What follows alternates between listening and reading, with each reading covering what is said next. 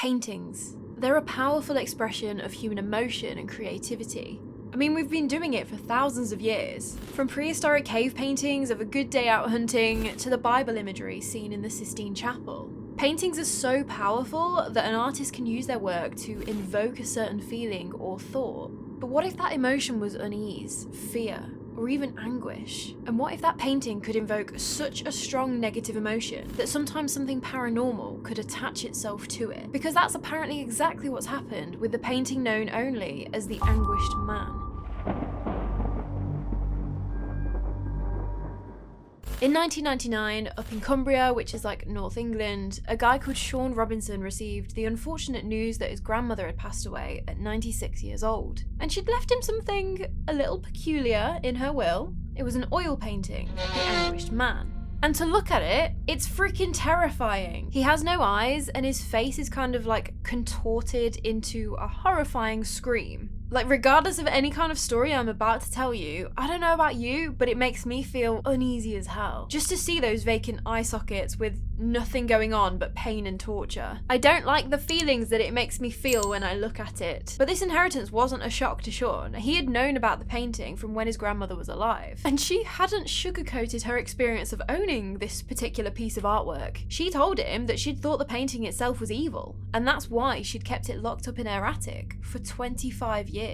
The story that Sean's grandmother had told him about the painting was that the artist who had painted it was quite clearly troubled in life, and for this particular canvas, he'd chosen to put a part of himself into the painting, because he had actually cut himself and mixed his own blood in with the oils that he had used. Not long after finishing the painting, the artist had apparently taken his own life. But we don't know who this artist was, like anything about when he painted the piece, nothing. We also don't know where the painting actually came from, like how Sean's grandmother had ended up with it in her possession. Like maybe she'd got it from like a distant relative or like a family friend or something. We do know that Sean's grandmother was a deeply religious person and had been heavily involved in the church when she was a bit younger. And so maybe like someone had come to her begging her to take the painting off their hands, like maybe it was too evil for them. And maybe she'd become like the guardian of it to stop it tormenting anyone else maybe. But apparently it did torment her, because even though she lived alone, she would see the huge, dark figure of a man following her around in the house. It started off with just seeing him out the corner of her eye, and when she looked, obviously nothing was there. But eventually it started manifesting right in front of her. Which, I'm sorry, terrifying. 96 years old,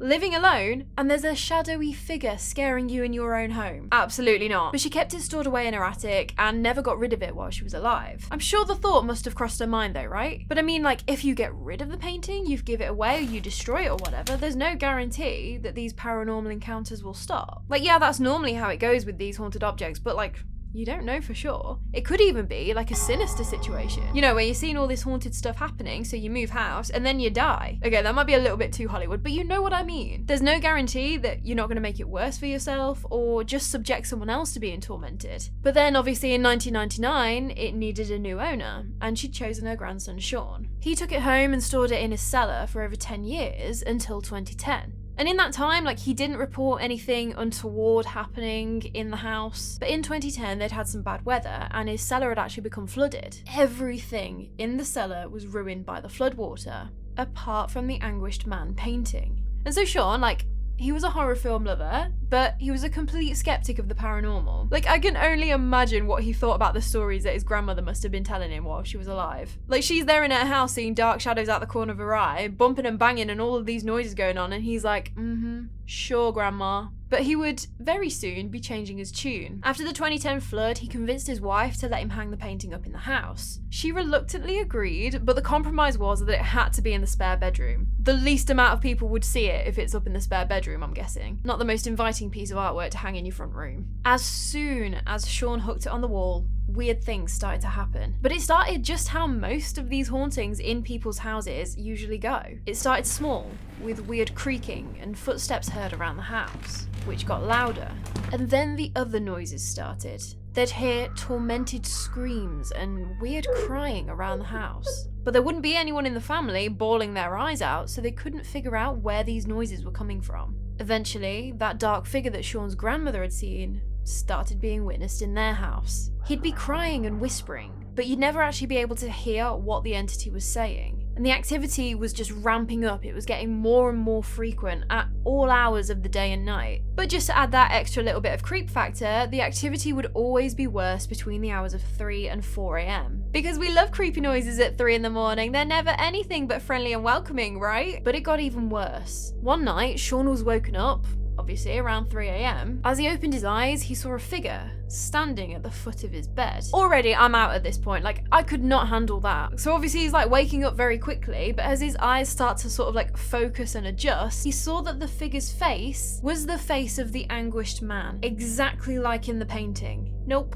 Now, I think that seeing a shadow figure at the end of your bed would be bad enough, but to see that silently screaming face looking down at you while you're in bed, absolutely not. Sean's reaction was about the same, but before he could even let out a scream, the figure had disappeared completely. This happened multiple times until it turned its attention to Sean's wife. She was already in bed one night and she thought she felt Sean get into bed. Like, you know how it is, like when you're half asleep and you can feel your other half trying their best to be quiet, but they're getting into bed, right? So she felt that and just rolled over to face Sean. It was not Sean. She came face to face with the figure in bed next to her. She understandably freaked out. Sean came running up the stairs like, "What's going on? Are you okay?" Of course, by that point, the figure had disappeared and Sean's wife was absolutely traumatized. But aside from the creepy wake-up calls in the middle of the night, the family just tried to get on with life, just try and carry on as best as you can. All the while, these bangs and cries are being heard through the house at all hours. But then, Sean's son Keenan had his own encounter. He said that he'd felt 2 invisible hands on him that had pushed him down the stairs. Luckily, he was unhurt, but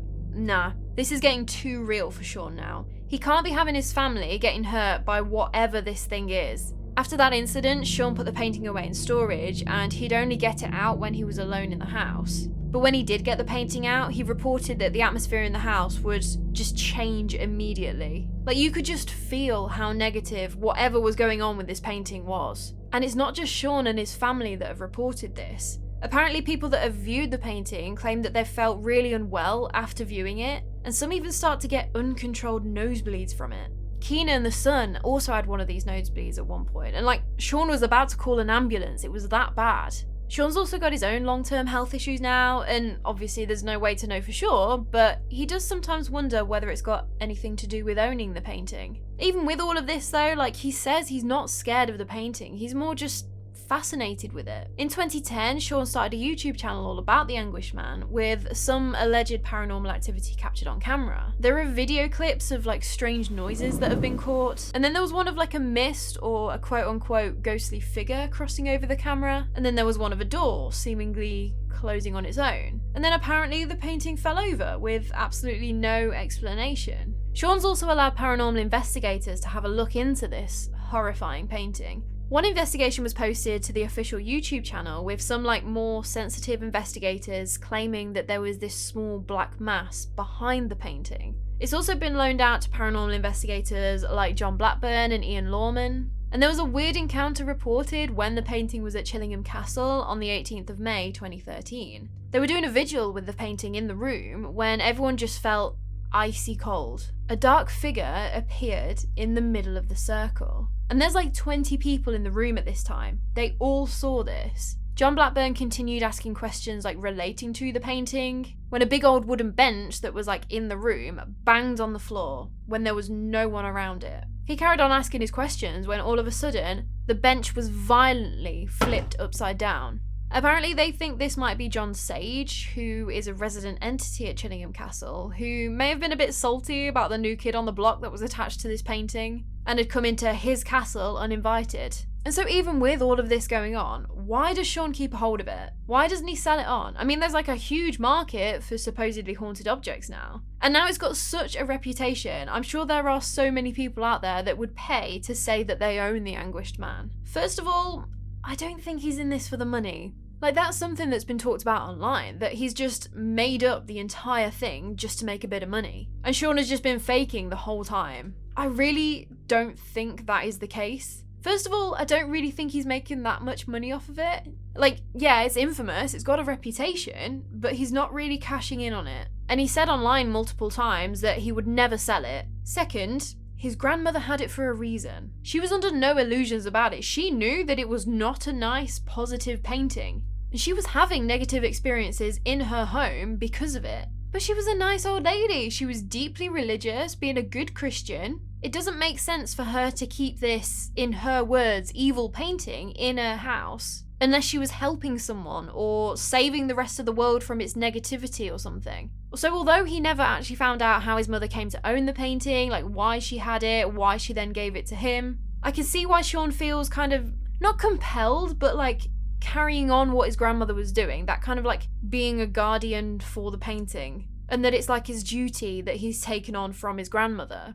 Does that make sense? That's just my own speculation though, from like seeing the things that he said online about the painting. And so for now, Sean keeps the painting securely locked away and only brings it out on occasion when he's alone. It's now a regular feature in those YouTube videos, you know, those like top 5 most creepy paintings or like most haunted objects in the world and things like that. It's also been featured on William Shatner's program Weird or What, which is pretty wild. The rights to the story were also sold to a production company, La Brea Pictures, but it doesn't look like there's been any movement on that since 2016. But with all of this, is it actually true? Is there anything to this whole story, or is it all just made up around a creepy painting to make it seem even creepier? Because Sean himself, he still claims that he's a skeptic of the paranormal. He understands exactly why people are so critical of the whole story, because it does seem just so sensational. He's aware that even with the video evidence he's captured, you can poke holes in it all day long. The one bit of video evidence for me that gets my little spidey sense tingling is the door one. It's the only footage taken with that camera angle and is the only one with the door in shot. So I don't know, it kind of just seemed a little bit convenient that the camera was facing that way to capture the door. So you can see what I mean about poking holes. Like some have said that the smoke one is just incense and like all sorts.